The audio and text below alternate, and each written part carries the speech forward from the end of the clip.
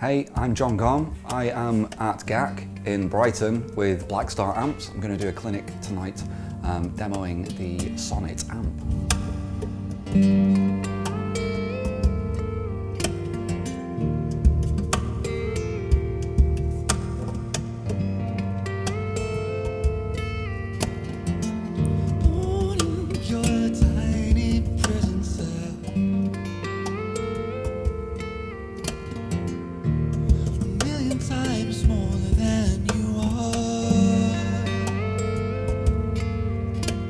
So I started playing guitar when I was really little. I kind of don't like telling people because sometimes guitarists start to worry that they should have started when they were like 4 or whatever, but I started having lessons when I was 4 years old and then just played all through childhood. And I think what kind of drew me more and more into music was like guitar's a really good place to kind of hide and you know, wasn't that good at socializing, so it's a really good place to just hide and practice, or if you're in a social environment you can play your guitar instead, and yeah, so that was great. And then when I started going to gigs I realised it was a place that you could kind of express yourself freely and on stage or even in the audience, and just really suited my personality. I think because I've started playing so young and had lessons such a long time, I've always gravitated towards, if I see somebody doing something new, that's happened a lot. So if I saw somebody doing percussive guitar, whether it was a flamenco player or a modern player, I'd just want to do that. Or, you know, the first time I saw tapping, or, you know, all these different things. I've always latched on to these kind of novelties, really. And then I just do them all at the same time.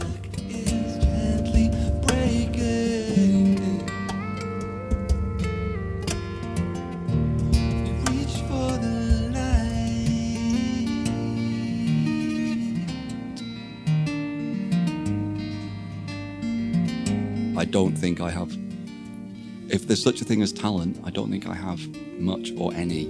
Even if all you mean by talent is natural aptitude, and people will scoff at you as you say that. But when I was 4 years old having guitar lessons for the first time, I couldn't play in time or have a sense of rhythm.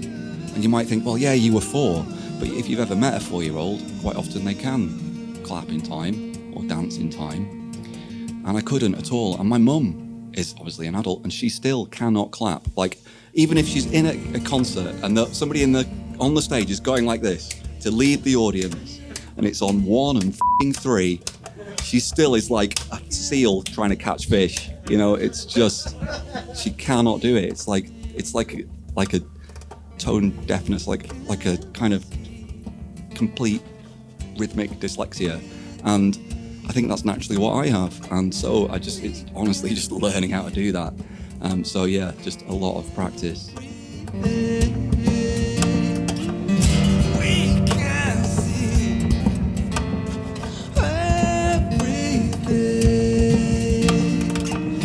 So as an acoustic guitarist, I always struggled with acoustic guitar amps. I'm even air quoting, because I found them impossible to use. There was basically 2 kinds. There's the ones which are basically an electric guitar amp with a different tone, but they don't really produce the frequency range of acoustic instruments or the human voice or any other acoustic thing you might put through it. And then you get the other style, which is super hi-fi and often very, very expensive, but in order to achieve that kind of hi-fi-ness, they kind of cheat and they squash the sound dynamically. So if you try and do anything loud, like hit a guitar, or it could be something else, you could be trying to beatbox or play cajon, you can't do it because it just squashes it, and you try and play loud and it crushes the volume down, and it suddenly gets louder again when you play softly, and it's really brutal compression. So inside these little boxes, there's always magic going on with these compression circuits, analog compression circuits, but loads of them. It took an incredibly long time for us to, I didn't design it, I'm not trying to say, but I just told them if it was working or not, you know, by listening. They're the only amp I've ever been able to play through, and yeah, so my part in it was telling them the problems with acoustic amps and why they were useless for a lot of musicians, and then providing feedback on the sound as we went through development, really. So although feedback is a terrible word to ever use when talking about acoustic sound reproduction.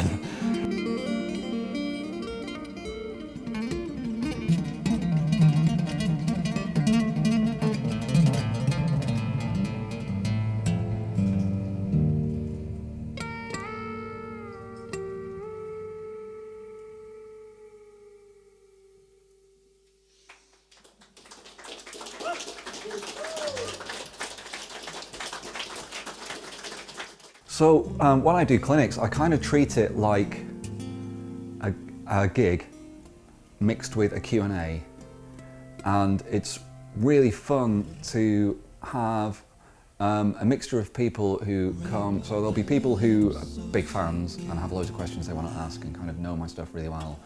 And you get people who come to a clinic because they've heard that a clinic's happening in their local guitar shop and they want to see what it is.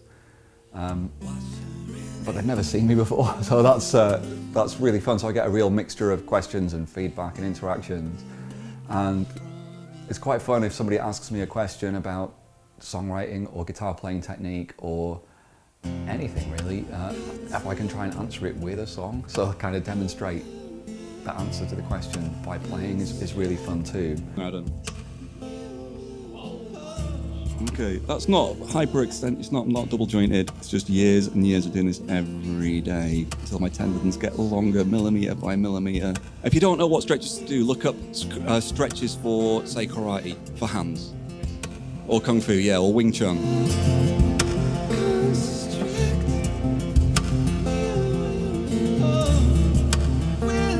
But instead of me writing a load of cliches, or just scale exercises or just something that sounds obvious, I've managed hopefully to come up with something original. So yeah, I don't have a favourite tuning, because if I did, I would learn it, I would know where all the chords and scales and stuff are, and that would completely defeat the object, which for me is just to be lost. Like Joni Mitchell is lost on her guitar, because she tunes funny as well. Or like Kurt Cobain was probably lost on his guitar. Or like most of the great songwriters who write on guitar don't know much, if anything.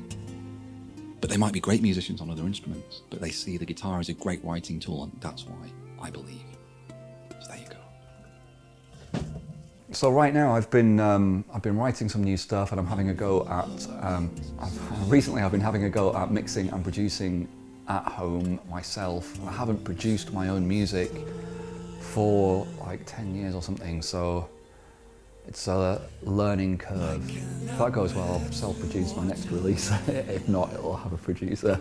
But that's where I'm at the moment. So I've got stuff written, I've started recording, but in the very early stages, kind of experimenting with recording. Yeah, so I don't know when I'll have a new release, but I will, at some point.